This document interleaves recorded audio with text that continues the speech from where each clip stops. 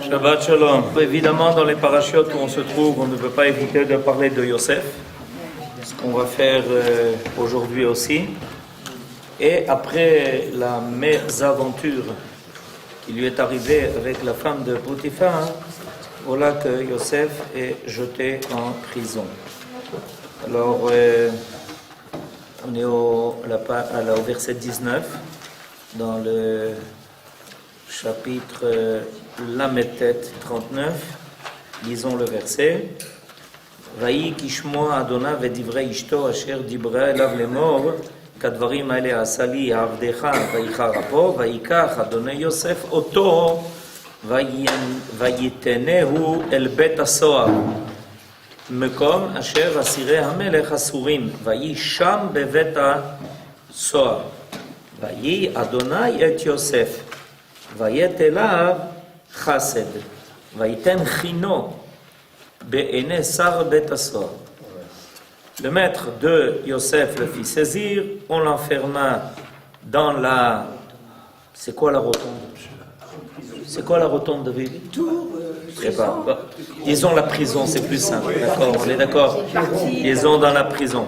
Endroit où étaient détenus les prisonniers du roi, et il resta là dans la prison. Le Seigneur fut avec Yosef, lui attira de la bienveillance et le rendit agréable aux yeux du gouverneur de la prison. Alors, on va d'abord commencer par une étude de langue. C'est quoi Bet hasoar? D'où ça vient en fait? D'où vient le mot Bet hasoar? Alors, le mot nous dit quelque chose d'intéressant. Il est mis en prison. Le terme Bet hasoar ne se retrouve plus ailleurs. Il semble être, selon Ibn Ezra, d'origine égyptienne. Alors, quand il y a un terme qui n'apparaît qu'une seule fois dans la Torah, ça demande déjà une attention particulière parce que c'est pas un terme courant. La preuve, c'est qu'on ne le retrouve pas. Alors, on cherche de comprendre quelle est l'origine du mot Bet hasoar. Alors, d'après Rabbi Ibn Ezra, il s'agit d'un mot qui n'est pas hébreu. Rabbi David Kimchi, le Radak, le met en rapport avec le mot sahar, qui comporte l'idée de circuit ou de sphéricité, de sorte qu'il y aurait là une action de rotonde. Rotonde, en fait, ce que ça veut dire, ça vient en rond, c'est-à-dire qu'on creusait dans le sol un puits avec une circonférence qui permettait à plusieurs d'y être. On fermait en haut le puits, c'est pour ça qu'on dit que Yosef a été jeté dans le puits, c'est comme ça qu'on faisait les prisons. Et il y avait juste en haut un endroit où passait un peu de lumière et un peu d'air. Alors, Sahar, ça veut dire la lune.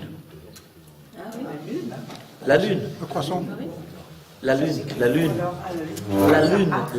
Sahar. Quand aujourd'hui on parle du croissant rouge, chez les Arabes c'est à la place de la croix rouge. Il y a la croix rouge en Europe. Il y a le croissant rouge, ça se dit Sahara Adom. C'est comme ça qu'on le dit. Sahara Adom. Pourquoi est-ce que ça s'appelle Sahara Adom? Parce que l'emblème des musulmans est la lune. Le croissant qu'ils mettent au-dessus de leur mosquée. D'accord? La Croix-Rouge n'a pas voulu reconnaître l'emblème de Magan David Adom. Je ne sais pas si vous êtes au courant de cette preuve d'amour des Juifs énorme. On ne va quand même pas laisser les Juifs installer un emblème international. Et je ne sais pas finalement si ça a été accepté ou pas. Toujours est-il que donc ça vient faire allusion au fait que donc la prison était Circulaire. Une circonférentielle. Circonférentielle, ça veut dire que c'était en fait quelque chose qui était commun. C'est pour ça qu'on l'appelle Bet hasoar. Selon Nachmanide, c'est-à-dire le Ramban, il serait apparenté à l'araméen Sihara, traduction de lune. Et avec l'hébreu Tsohar, alors là vient quelque chose d'intéressant. C'est que le tzaddik et le samer sont des lettres qui, des fois, changent. Et tsoar veut dire une lucarne. D'où est-ce qu'on connaît l'expression tsoar? Tsoar la teva.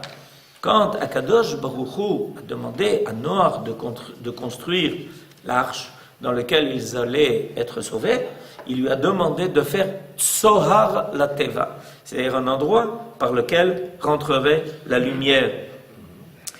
Et donc, le Bet Asoar vient faire allusion à un endroit qui est obscur, une prison, dans lequel on a laissé juste une fenêtre, une lucarne, par laquelle rentre l'air et la lumière. Et ça peut aussi s'apparenter au mot Zohar. On a donc 3 mots intéressants ici, qui ne changent que par la première lettre. Sohar, sa mère, Sohar, la lucarne, Zohar, la splendeur. Au contraire, une lumière immense. D'où, évidemment, le nom du livre, écrit par Rabbi Shimon Bar Yochai, qui nous a été transmis par loi orale. Le Zohar HaKadosh, c'est le livre de la splendeur. Pourquoi? Parce que Rabbi Shimon Bar Yochai a révélé dans ce livre-là des secrets qui sont une splendeur qu'on ne peut pas voir facilement. On est aveuglé quand on commence à rentrer dans ces secrets. Alors pourquoi mettre en relation tous ces mots-là?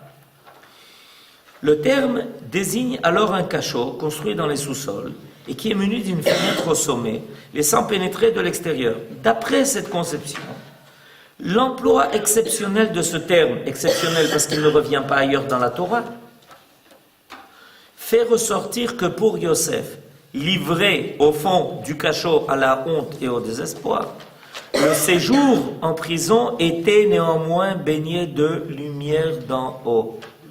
Grâce à sa foi inébranlable et à sa confiance absolue en Dieu. Pour lui, Sohar et Zohar, prison et lumière, se confondaient en une même notion. Et le texte répète donc dans le même verset, il demeura là-bas dans la maison de prison qui était une maison de lumière, car continue l'écriture, l'Éternel fut avec Yosef. Donc il y a ici une idée extraordinaire qui se cache. On peut jeter quelqu'un en prison, le mettre dans les oubliettes, c'est comme ça que ça s'appelle, d'après les Français, et le cachot le plus terrible, et néanmoins l'homme ne se sent pas dans les ténèbres, parce qu'il y a quelque chose d'autre qui est en lui qui vient l'éclairer. On peut soit bénéficier d'une lumière qui est en dehors de toi, et quand on la ferme, et quand on bloque tout, ça devient insupportable, parce qu'on n'aime pas rester dans les ténèbres, dans l'obscurité. Et on peut, par contre, être éclairé de quelque chose auquel on ne peut mettre aucun écran. On peut essayer de fermer toutes les ouvertures, toutes les fenêtres, et néanmoins être complètement baigné dans la lumière, parce qu'on est baigné par une lumière qui vient d'autre part. C'est pour ça qu'il est marqué que Akadosh Baruch Hu était avec Yosef. Et ça, c'est quelque chose qu'il faut étudier la veille de Hanouka. Parce que nos sages nous disent que la civilisation, la culture grecque était rocher al pene teom. Cette civilisation-là avait, avec tout sa magnificence, d'ailleurs il s'appelait Antiochus Epiphanes. Epiphanes veut dire le magnifique. C'est-à-dire, avec toute cette magnificence, en réalité, la Grèce laissait l'homme dans une profonde obscurité spirituelle. On essayait de remplacer ça par l'intellectuel des philosophes. Mais évidemment, ça n'a pas aidé. Regardez ce que la Grèce est devenue. Elle est devenue un pays très riche en décombres. Il reste des ruines. Voilà ce qui reste. À part ça, les philosophes aujourd'hui en Grèce, il vaut mieux pas les chercher. Il y a beaucoup de tavernes. Alors, par contre, Israël a subi les pires décrets et passé par les pires moments de son existence sous les Grecs, et la lumière d'Israël n'a pas disparu, au contraire, elle ne fait qu'augmenter. Alors, l'Éternel fut avec Yosef. Les épreuves de Yosef en prison sont la préfiguration des épreuves qu'Israël aura endurées dans sa captivité en exil. Alors ça, c'est très important, parce que nos sages le disent dans le Midrash, que tout ce qui est arrivé à Yosef arriva à sa descendance. Donc c'est pour ça que l'étude de l'histoire de Yosef est tellement importante. Tout ce qui est arrivé à Yosef arrivera à sa descendance. Elle est comparable au séjour de Yosef dans la maison des détenus que la Torah appelle aussi Bor, le puits. Et nous appelons l'exil le puits de l'exil. C'est pourquoi notre Rabbi Ben Nachon a écrit le livre qui s'appelle Le puits de l'exil. Nos prières, Rabbi Behaye, nos prières contiennent la formule Ya'alei Veyavo. Pourquoi Ya'alei Veyavo? Quand on prie à Rosh Chodesh, ou quand on rajoute à Rosh Chodesh la formule que l'on doit rajouter, ou pendant les jours de fête à Chol HaMoed, on dit Ya'alei Veyavo. Pourquoi Ya'alei Veyavo? Pourquoi Ya'alei? Ya'alei, ça veut dire il montera, Ya'alei, il doit monter. Pourquoi? Parce qu'on doit monter du puits de l'exil. C'est un chidouche énorme, ça. C'est le pshat de la tfila. Ya'aleh, veyavo, veyagia, veyirae, veyishama, veyipaked, veyroulé. On dit tout ça. Et pourquoi on commence par le mot Ya'aleh? Quand on veut rappeler que c'est aujourd'hui Rosh Chodesh et qu'il faut faire la tfila, qu'est-ce qu'on dit? Ya'aleh, veyavo. Mais Ya'aleh, veyavo, ça veut dire il monte d'abord et il vient ensuite. Pourquoi monter et ensuite venir? Parce qu'on doit monter du puits de l'exil. Parce qu'en réalité, quand Yosef est sorti de sa prison, on a dû le remonter du puits dans lequel il était. De la même façon, Israël, comme on vient de le dire, toute l'histoire de Yosef est en fait une introduction à l'histoire de ses descendants. Nous aussi, nous devons passer par le puits de l'exil et on doit en remonter et ensuite venir. C'est ce qu'on a fait. Il a fallu sortir de l'exil et ensuite, pardon? On a fait, ça s'appelle une alia. Kol kavod ya'aleh, donc ça veut dire faire l'alia. Et plus on examine ce qu'est l'exil, et puis on comprend que Behemet, c'est un puits profond. Okay. Des fois, il est doré, mais c'est un puits. Cette phrase-là, les épreuves sont la préfiguration des épreuves qu'Israël en exil. Oui. Je posais plusieurs fois la question sans obtenir de réponse. Peut-être en avez-vous une. Est-ce que c'était une fatalité, ce passage par c'est-à-dire ce passage de Yosef en Égypte? Est-ce que c'était un projet divin qui devait se faire?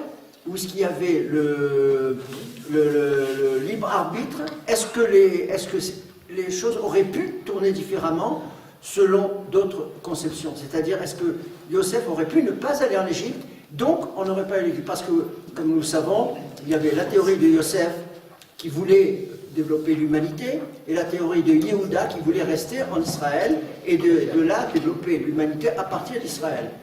Qu'est-ce que vous en pensez selon, je ne sais pas si je me suis bien exprimé selon ces deux théories. Ça m'interpelle constamment, je me dis pourquoi. Moi, je ne sais pas comment vous avez exprimé, mais je vous ai compris. Alors, Abraham, je vais vous dire quelque chose. Votre question est très importante parce qu'elle ouvre une porte sur la compréhension de ce qu'est la Torah. On peut considérer la Torah, surtout dans le livre de Bereshit, où on sait que Maaseh Avot, Siman Labanim. Maaseh Avot, Siman Labanim, ça veut dire quoi? Ça veut dire, en traduction libre, ce qui est arrivé au père arrivera aux enfants. Maaseh Avot, Siman Labanim. Ce qui est arrivé à nos ancêtres est un signe de ce qui arrivera à leur descendance. Alors là, vous intervenez avec votre question en disant « Ah mais si c'est comme ça veut dire que notre histoire est déterminée, a priori, qu'on n'a pas le libre arbitre, qu'on doit passer par l'exil, qu'on doit passer par le puits de l'exil, qu'on essaye de s'en sortir il y a 2000 ans, et qu'il y a encore des gens dans le puits qu'on essaye de sortir, mais la corde est encore un peu courte. Toujours est-il que, et alors, mais on ne s'en sort pas dans cette affaire. Ça, c'est la traduction libre. Mais la traduction littérale, elle est quoi? Parce que si on veut comprendre la Torah, moi j'ai appris ça de Manitou, Zichrono Livracha. En cela, il a été mon maître. C'est que quand on veut comprendre la Torah, on ne doit pas se fier à l'interprétation des traductions. On doit prendre les mots dans leur sens simple. Pourquoi? Parce que, attention, l'Akadosh Baruch Hu avait l'intention de dire ce qu'il a dit.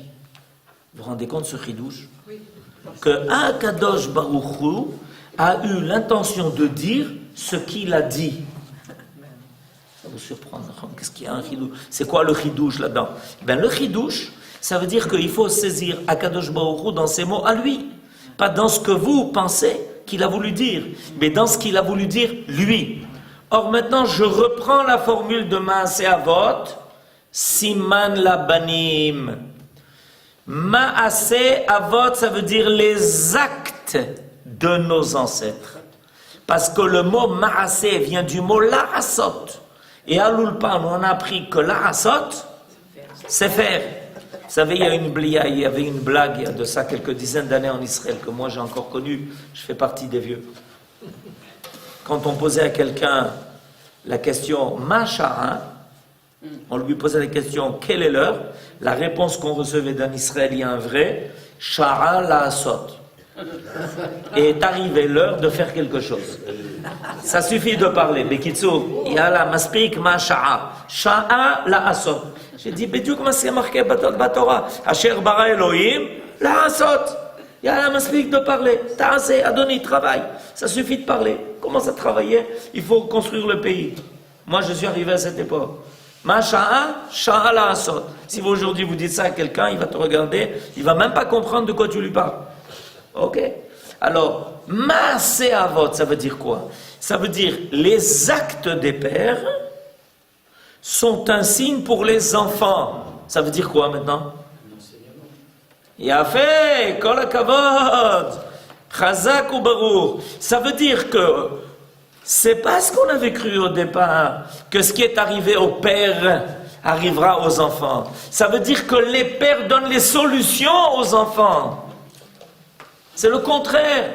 Ça veut dire que la Torah n'est pas un livre descriptif de l'histoire. Si on veut un livre descriptif de l'histoire, il faut aller lire les livres d'histoire. Dans les livres d'histoire, les historiens essayent d'écrire l'histoire. Il y en a même qui osent des fois essayer de l'expliquer. Mais leurs explications, on n'est pas obligé de les accepter. Par contre, la Torah est un livre qui donne des solutions à l'équation. C'est le contraire. Ce n'est pas une description, c'est une solution. Comment une solution à quoi? Je vais te dire. Écoute, je vais te raconter. Voilà ce qui est arrivé à Yosef. Ok, ben il est arrivé à Yosef, kol hakavod. Maintenant, je connais l'histoire de Yosef. Et alors? C'est un enseignement, ça? Non. Et voilà, kol hakavod. Rappelez-moi votre nom, Mirila. Jean. Jean a tout de suite mis le doigt immédiatement sur l'essentiel de la Torah. L'essentiel de la Torah, c'est pas de venir dire maintenant, viens connaître l'histoire de Yosef. Tov, kol hakavod. Bémet, c'est une histoire très intéressante. Il faut la raconter, cette histoire. Tu sais, on peut même en tirer des enseignements. Même un film. On peut même en tirer un film, on peut même en tirer un enseignement, on peut même des fois apprendre.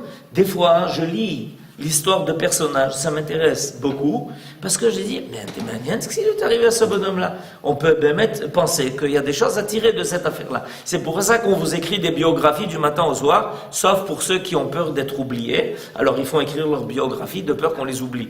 Mais il y en a même pour qui la biographie est très intéressante, parce qu'elle vient t'enseigner quelque chose dont tu auras peut-être un jour besoin dans tes réflexions personnelles. Mais le but de la Torah n'est pas de décrire l'histoire de nos ancêtres. Le but de la Torah est de nous donner des clés de compréhension de l'histoire pour que les enfants sachent quoi faire. C'est le but. Maaseh avot siman labanim. Quoi siman labanim? Maaseh avot. Parce qu'il leur est arrivé, ce qu'ils ont fait, ce qui est fondamental dans l'étude de l'histoire de nos ancêtres, c'est pas ce qui leur est arrivé, c'est ce qu'ils ont fait. C'est Maaseh, s'appelle Maaseh Avot. Alors je reprends maintenant votre question, et vous voyez que c'est toute une autre approche. Est-ce que il est possible que ce qui est arrivé à Yosef n'arrive pas à la descendance de Yosef? C'est possible, s'ils ont réussi à résoudre l'équation. Si, après l'histoire de Yosef, on tire les conclusions et qu'on arrive à une situation où les frères ne vendent pas leurs frères, parce que je vous rappelle comment c'est arrivé tout ça. Si on en arrive à cette situation, qui n'est pas des frères qui vendent leurs frères, d'accord? À 17 ans, esclave en Égypte, jeté dans le pays le plus ignoble du monde. Si on arrive à cela, eh bien, ça veut dire qu'on a déjà tout appris, donc on peut arrêter l'histoire de Yosef à la fin de l'histoire de Yosef. Mais, nous dit la Torah, si par hasard, entre guillemets évidemment, si par hasard, la Torah sait bien ce qui va se passer, il est possible qu'un jour, à nouveau, cette histoire se répète. Et qu'à nouveau, il y a une situation qui soit semblable. Et qu'à nouveau, à cause de la haine gratuite, c'est la même chose. Vous savez que selon les Mekoubalim, c'est un des secrets des Mekoubalim, qui est rappelé par Rabbi Rabbeinu Bechaye, qui dit que les 10 martyrs, les 10 grands rabbanim qui ont été martyrisés à l'époque des Romains, vous savez comment c'est arrivé? L'empereur romain a fait venir les rabbanim et il leur a dit, dites-moi, dans votre Torah, quand quelqu'un kidnappe quelqu'un d'autre et qu'il le vend, c'est quoi sa punition? Alors, évidemment, les Chachamim, ils connaissent la Torah. Ils lui ont dit, chez nous, la punition, c'est qu'il est condamné à mort. Le kidnapping, et ensuite, quand on vend quelqu'un qui a été kidnappé, ou quand on lui fait des travaux, on le fait comme un esclave, on est puni de mort. Il leur a dit, et j'ai lu votre Bible, et puis j'ai vu que ça est arrivé, ça.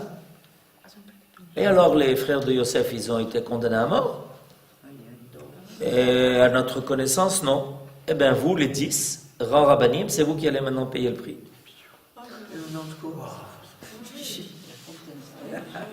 Et c'est comme ça qu'ils sont morts des milliers d'années après pour payer le prix, faire la tchouva et le tikkun de ce chèque-là. Moi, la première fois que j'ai appris cet enseignement-là, je suis resté sidéré. Il y a de quoi, vous êtes d'accord? Je suis resté sidéré. Je me suis dit, mais c'est terrible. Des milliers d'années, Akadosh Baruch Hu, il a marqué dans son livre, attendez, mes enfants, vous avez fait une chose pareille, viendra un jour où vous devez payer le prix. Et par qui il fait payer le prix? Par des tzadikim, c'est le klal. Ceux qui payent le prix sont les tzadikim. C'est un klal, ça. Kadosh Baruch Hu, il ne fait pas payer par le prix par des méchants, parce que s'il faisait payer par le prix par les méchants, qu'est-ce qu'on croirait? C'est juste. Et a fait, non, On dit, mais ils sont pas morts parce que c'est pour payer le prix. Ils sont morts parce qu'ils sont méchants. Vous avez compris? Akadosh Baruch Hu, pourquoi il fait toujours payer le prix par des tzadikim? Parce que quand les tzadikim, chas v'shalom, arrivent des catastrophes, tzadik veralo, tout le monde comprend qu'ils ne sont pas en train de payer quelque chose à titre personnel. C'est pas possible, on les connaît, ils sont des tzadikim. On ne se trompe pas, on ne devient pas fou. J'espère que personne ne tombe dans le piège de croire que quand il arrive quelque chose à des tzadikim, c'est parce qu'ils ont fait quelque chose. On sait ce secret, que les tzadikim, ils payent pour le klal. C'est pour ça qu'il prend les tzadikim, parce que s'il prenait les rechaïm, alors ça on dit, mais ça c'est normal, c'est des rechaïm, et c'est normal qu'ils soient martyrisés. Ils sont des rechaïm, ils sont en train d'expier leurs fautes. Non, il prend les tzadikim, donc il a payé les plus grands tzadikim de l'époque. Mais moi, pourquoi j'ai été sidéré par cet enseignement? Parce que je dis, attendez, des milliers d'années, Akadosh Baruch Hu dit, vous vous rappelez de la vente de Yosef? Yofi, kol hakavod. Alors maintenant est arrivé le temps où vous devez payer. Et pourquoi maintenant? Est-ce qu'à ce moment-là, il vivait la même... Eh ouais, kol hakavod, Florence, vous avez tout compris. Maintenant, vous avez tout compris. Vous avez compris maintenant les clés de l'histoire. Selon la loupe de la Torah. Vous avez tout compris. Parce que quand à l'époque du Baït Sheni, quand à l'époque du deuxième temple, est revenue sur le tapis la haine gratuite, et que dans le Ham Israël, chacun vérifiait si l'autre il était comme lui et s'il n'était pas comme lui, il n'était pas question de venir à son aide, dans le meilleur des cas. Dans le pire des cas, on était contre lui, et on se vengeait, et on se tuait les uns les autres. Et à cause de ça, le pays est tombé aux mains des Romains, et à cause de ça, le temple a été détruit. Vous avez entendu ça peut-être déjà dans votre vie, que le temple a été détruit à cause de ça. C'est-à-dire qu'on est revenu à un niveau national, à la même situation qu'à l'époque de Yosef. Alors Akadosh Baruch Hu a dit, Hoppa! Vous n'avez pas tiré les leçons de la vente de Yosef, où 10 frères ont failli supprimer un et l'ont jeté dans un puits avec des serpents et des scorpions. C'est pas forcément des petites bêtes, ça peut être aussi des grandes bêtes. 3 points de suspension. Alors est arrivé le moment, ça s'appelle Poked, Avon, Avot, Albanim. C'est-à-dire que la Torah est là pour nous donner les clés de l'équation, en nous disant, attention, Chavirim, si la situation revient, voilà comment ça va se dérouler. Et nous, on est inquiets, et elle nous dit, et voilà comment s'en sortir. Et si vous êtes jeté dans le puits de l'exil, et qu'il y aura des moments extrêmement difficiles comme Yosef a vécu, avec des accusations, ridicule, vaine, sans aucune justification, par le mensonge, où on accuse pendant 2000 ans le Ham Israël d'être les pires hommes de la terre, qui ont fait les pires malfaits, alors qu'on est Yosef Hatzadik. Rappelez-vous de l'histoire de Yosef, et rappelez-vous que même dans le puits de l'exil, il y aura une lumière, et que vous finirez par vous en sortir. Mais à Akadosh Baruch Hu, est-ce qu'on peut éviter ça? Ah, ça, vous pouvez éviter. Vous pouvez résoudre cette équation à l'époque de Yosef. Vous pouvez la résoudre à l'époque du premier temple. Vous pouvez les résoudre à l'époque du deuxième temple. Vous pouvez les résoudre à l'époque de Hanouka. Vous pouvez les résoudre à l'époque de Rabbi Akiva. Vous pouvez les résoudre. Mais si vous n'arrivez pas à résoudre l'équation, sachez qu'il y a ici la clé. C'est ça la Torah. La Torah, c'est la clé de l'équation à chaque fois qu'on se retrouve dans la même situation. Et quand j'ai compris ça, alors j'ai compris toute cette histoire de Mekoubalim. Parce que les Mekoubalim ont donné l'enseignement qui nous permettait de tout comprendre. En nous disant, faites attention, Akadosh Baruch Hu, il ne ferme pas l'histoire. L'histoire reste ouverte. Elle attend que vous lui donniez la solution.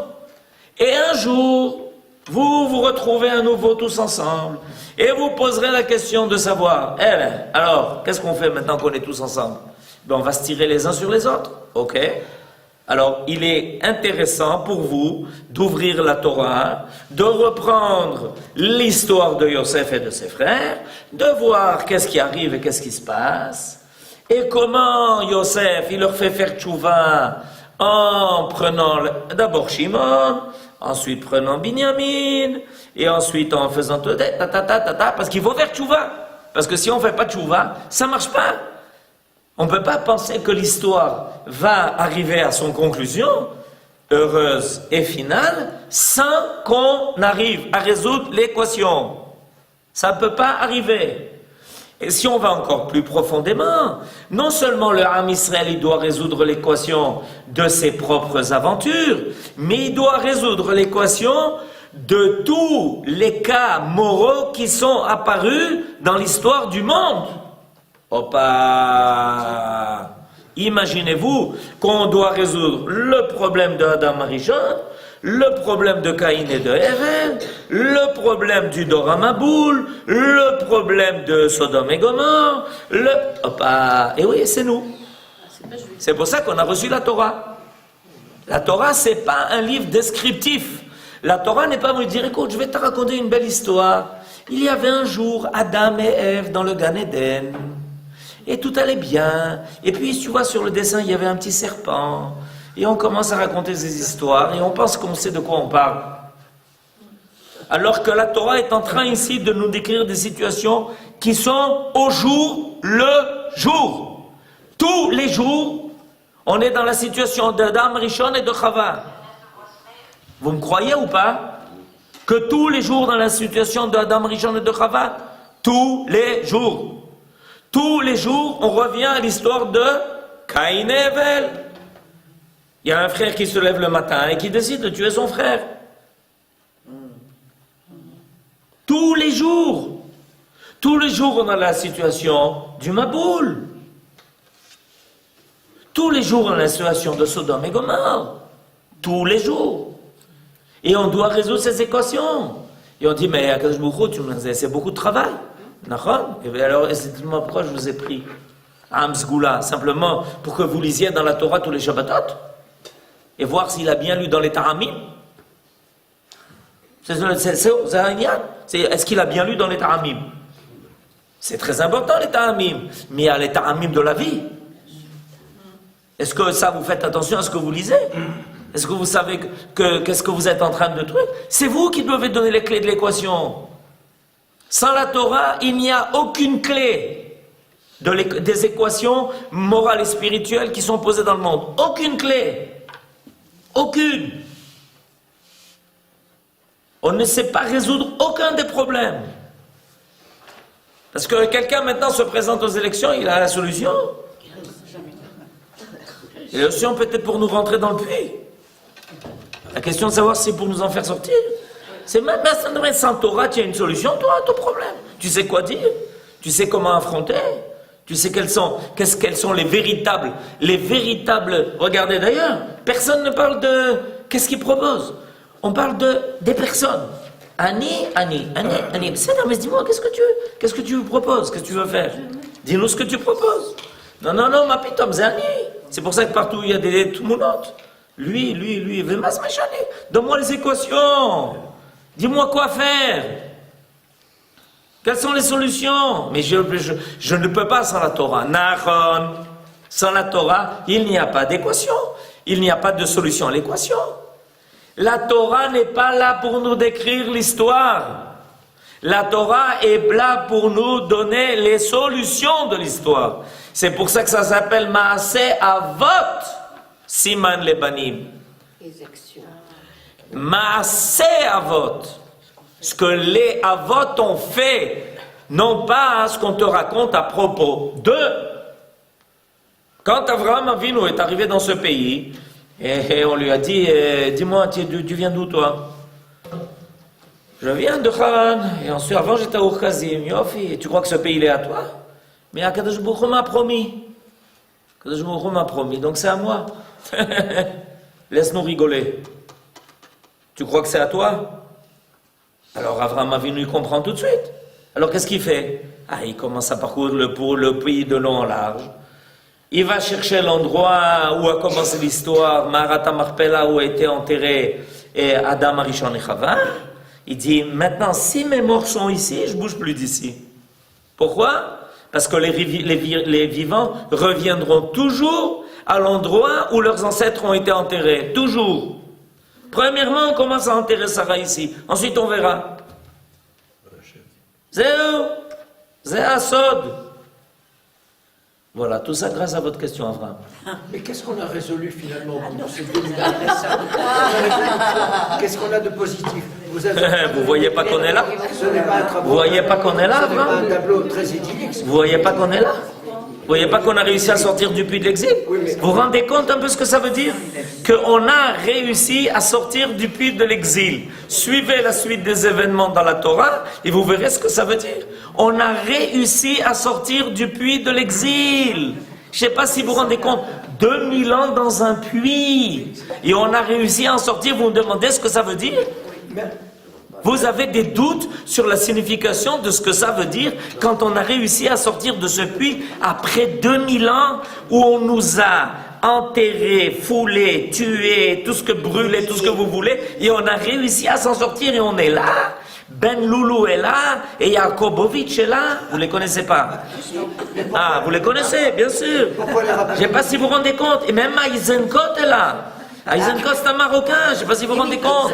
Même Eisenkot est là. Vous savez qui c'est? Oui. Non, il ne sait pas. C'est le prochain. Vous comprenez? Même lui, il est là. Il est sorti du puits. On est sorti du puits. Mais alors pourquoi les rabbinim nous disent vous êtes toujours dans l'exil? Certains rabbinim nous serinent avec cette Quand il commence à me rendre responsable de ce que disent les rabbinim, alors là, je suis dans de beaux draps. Shabbat shalom.